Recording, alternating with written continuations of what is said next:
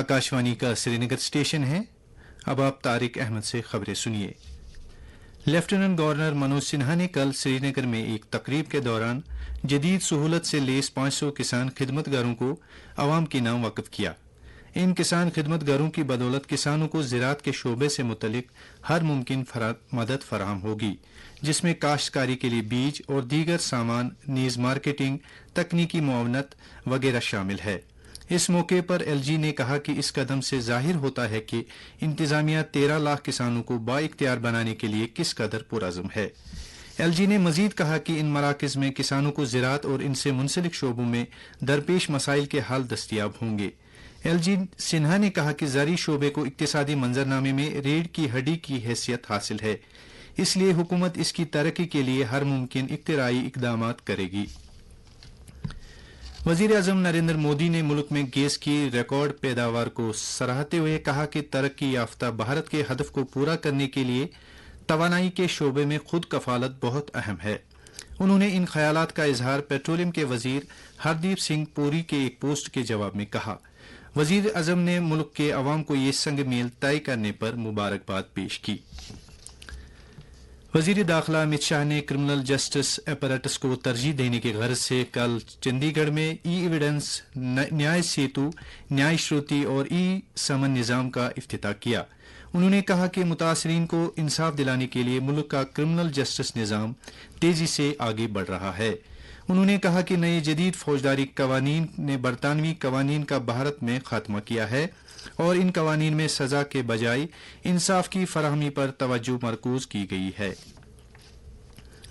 सदरी जमहूरिया द्रौपदी मुर्मू कल रात 3 ममालिक जिनमें फिजी, न्यूजीलैंड और तिमोर लेस्ट शामिल हैं के दौरे पर रवाना हुई।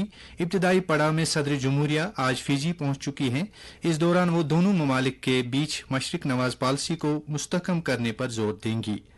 इस दौरान फिजी के सदर कैटोनवियर और वजीर आजम सिटिविनी रबूका के साथ बाहिमी मुज़ाकरात भी करेंगी। वो फिजी में रहने वाले गैर मुकीम भारतीयों से भी मुलाकी होंगी। 8 और 9 अगस्त को सदर मुर्मू न्यूजीलैंड का दौरा करेंगी। दौरे के आखिरी पड़ाव में वो तिमोर लेस्ट में मुज़ाकरात में शामिल होंगी। Chief of defence staff general Anil Chauhan आज नई दिल्ली में फौज के तीनों शाखों की आला सतही की माली मामलात से मुतलिक एक कॉन्फ्रेंस की सदारत करेंगे।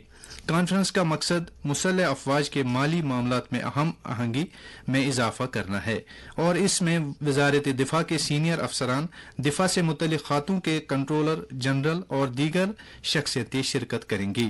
कॉन्फ्रेंस के दौरान दिफा से मुतल्लिक मालियात और दिफाई साजो सामान खरीदने में दरपेश चैलेंजों से निमटने के तौर तरीके तलाश करने पर तबादला ख्याल किया जाएगा। पूंछ इंतजामिया ने श्री बूढ़ा अमरनाथ जी यात्रा में शामिल होने वाले यात्रियों की सहूलत के लिए एक वेबसाइट का इफ्तिताह किया। वाज़ेह रहे ये यात्रा 7 अगस्त को शुरू होने जा रही है।